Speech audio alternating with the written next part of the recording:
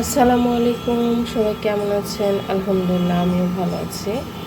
এখন বাজে 10টা 40। এখন থেকে ব্লগটি শুরু করলাম। তো এখানে গোশ রান্না করব।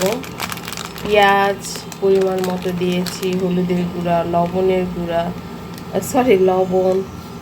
তারপরে এখন রাঁধুনি গরুর গোশের মশলাটা দিচ্ছি পরিমাণ মতো। সব কিছু পরিমাণ মতো দিচ্ছি, ঝালের গুঁড়া, হলুদের গুঁড়া। সুন্দরভাবে মাখিয়ে নিয়ে গোশটা রান্না করব। তো যেহেতু ঢাকায় যাব, ছেলের জন্য একটু রান্না করছি। গরুর গোশগুলো ভালোভাবে ধুয়ে পানি ছাড়িয়ে নিয়েছি, আর পেঁয়াজ মশলা সব ভালোভাবে মাখিয়ে নিয়ে গোশগুলো দিয়ে দিব ওর ভিতরে। এই যে মশলাটা সুন্দর করে আমি মাখিয়ে নিচ্ছি হাতটা একটু জ্বলতে পারে। তো ঢাকা যাওয়ার প্রস্তুতি রান্না বান্নার। তো আমার ছেলে গরুর গোশ পছন্দ করে, আর আমরাও যাব, সবাই মিলে আসলে খাবো। আর কি, কোথাও যেয়ে আসলে রান্না করতে ইচ্ছে করে না। এই যে এইভাবে সুন্দর করে আমি গোশটা মাখিয়ে কিছুক্ষণ রেস্টে রাখবো, দেন আমি রান্না করব। আর এর ভিতরে আমি টক দই দিয়ে দিব কিছুটা, তাহলে গোশটা তাড়াতাড়ি সিদ্ধ হয়ে যাবে। না, একটু দিব, বেশি না, কারণ শক্ত গোশত আমরা খেতে পারি না। আর শক্ত গোশ আসলে লিভারের জন্য ভালো না, নরম খাওয়াই ভালো। এই তো সুন্দরভাবে মাখিয়ে আমি গরুর গোশটা উঠিয়ে দিয়েছি। আর এই যে টক দই, এটা হচ্ছে আমার বানানো টক দই। এটা আমি বানিয়েছি গতকাল রাতে। সবসময় আমি টক দই বানাই, আপনাদের সাথে আসলে ওইভাবে শেয়ার করা হয় না। তো টক দই গরুর গোশে দিলে গোশটা খুব সুন্দরভাবে নরম হবে সিদ্ধ হয়ে। আর নরম গোশই আমাদের বাসার সবাই খেতে পছন্দ করে। আমি পরিমাণ মতো দিয়ে দিচ্ছি। এই টক দইটা কিন্তু আমি টক দইয়ের যে ইয়েটা আছে সেটার মধ্যে বানাই, টক দই মেকার। তো এখন আমি গোটা গোটা শুকনো মরিচ দিয়ে দিচ্ছি, আর দিয়ে দিব হচ্ছে আদা কুচি, আর পরে দিব গোটা গোটা রসুন। আমার সকালের নাস্তা কখনোই তেমনভাবে আপনাদের সাথে শেয়ার করি না। এটা হচ্ছে ডিম সিদ্ধ, বিটরুটের চামচ দিয়ে মানে ডিমটা কেটেছি, তো এই কারণে লাল হয়েছে। এর ভিতরে আমি গোলমরিচের গুঁড়া দিয়েছি, আর আছে টক দই দিয়ে এই যে বাদাম, শসা, বিটরুট সব কিছু দিয়ে ভালোভাবে মেখে নেওয়া হয়েছে। বিসমিল্লাহ বলে আমি ডিমটা খেয়ে নেব। বিসমিল্লাহ।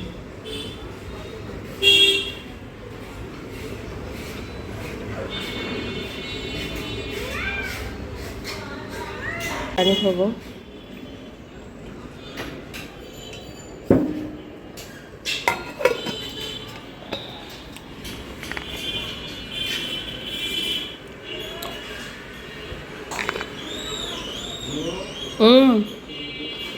দাঁড়াও, ওই যে এর ভিতরে আখরোটও দেওয়া হচ্ছে, ছোলা দেওয়া আছে, বাদাম, শসা, ধনিয়া পাতা, বিটরুট, টক দই। তো আজ আবার ভুড়িও নিয়ে আসছে আমাদের। অন্য জায়গায় মনে হয় বট বলে না, কিন্তু আমরা উত্তরবঙ্গের মানুষটা ভুড়ি বলি। এই যে ভুড়ি গোবর ফেলাই নিয়ে আসছিল, পরিষ্কারই ছিল, জাস্ট আবার গরম পানিতে যেগুলো থাকে ওগুলো একটু ক্লিন করে নিল। শিরিনা এই যে পরিষ্কার করছে, আর বলছে ভাবি আমাকে এক্সট্রা 200 টাকা দিবেন। আমি আবার ওর সাথে মজা করতেছি যে 200 টাকার চোখে দেখছিস। তো এগুলোই আসলে আমাদের মধ্যে চলে। কাজ করতে করতে একটু যদি এন্টারটেইনমেন্ট না থাকে তাহলে তো কাজের মধ্যে মজা পাবেন না, তাই না? সব কিছুর মধ্যে এন্টারটেইনমেন্ট থাকতে হয়, এই আর কি। তো এমনিতেই রান্নার আজকে কাজের ঝামেলা, আবার এর ভিতরে নিয়ে আসছে ভুড়ি। কেমনটা লাগে তাহলে বলো? এগুলো পরিষ্কার করা হয়েছে? হ্যাঁ, ওরা খালি গরম পানি দিয়ে দিবা। ও, এগুলো শুধু গরম পানি দিয়ে ক্লিন করে নিবে, এমনিতে ক্লিন করা হয়েছে। তো যাই হোক, আমি ভুঁড়ি পরিষ্কার করতে পারি না, এই আর কি। তো ভুঁড়িগুলা ক্লিন করার পরে এখন গরম পানিতে দিয়ে জাল দিয়ে নিবে, তারপর আবারও পানিটা ধুয়ে ফেলবে না, ধুয়ে ফেলার পরে হলুদ দিয়ে জাল দেওয়া হবে। এই যে এখন হলুদ দিয়ে দেওয়া হলো, এটা থেকে অনেক পানি বের হবে। ও, তো জালটা একটু জোরে দিলাম। আর একদম রান্নাঘরটা মেসি হয়ে আছে, দেখানোর মতো না। ভুঁড়ি খেতে ভালো লাগে কিন্তু পরিষ্কার করা খুবই কঠিন। তো ভুঁড়িটা আমি খেয়ে যেতে পারবো না, ঢাকা থেকে এসে আমি ইনশাআল্লাহ খাবো। তো আমার গোশত রান্না কিন্তু এখনো হয় নাই, আমি কষিয়ে কষিয়ে রান্না করছি। কষানোর উপরই যেন 80% গোশতটা সিদ্ধ হয়ে যায়। আর এই যে দেখেন, আমার হাতটা কেটে গেছে, যে রক্ত বের হয়েছে। মানে থালা বাটি ওখান থেকে সব নিয়ে আমি মুছে মুছে রেখে দিব।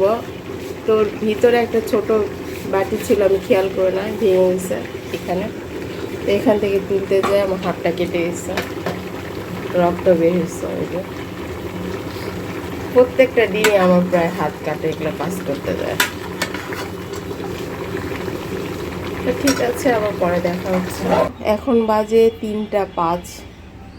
আলু ভর্তা করেছিলাম, গরম ভাত, এই যে ভর্তা করে নিয়েছি, আছে সালাদ, শিনাকেও দিয়ে দিয়েছি। খেয়ে নিচ্ছি, খেতে খেতে বিদায় নিয়ে নিবো। এই গোশ রান্না কেমন হয়েছে? মজা হয়েছে? মিথ্যা মিথ্যা নাকি সত্যি সত্যি? এরকম গোটা গোটা মরিচ দিয়েছি, আর দেখেন গলে গেছে। তো আজকের মধ্যে এখানে বিদায় নিয়ে নিচ্ছি, আবার নেক্সট কোনো ব্লগে দেখা হবে, কথা হবে। সে পর্যন্ত সবাই ভালো থাকবেন। ভালো লাগলে লাইক কমেন্ট শেয়ার করতে ভুলবেন না। বেশি ভালো লাগলে আমার চ্যানেলটি সাবস্ক্রাইব করে আমার পাশে থাকবেন। আল্লাহ হাফেজ, আসসালামু আলাইকুম।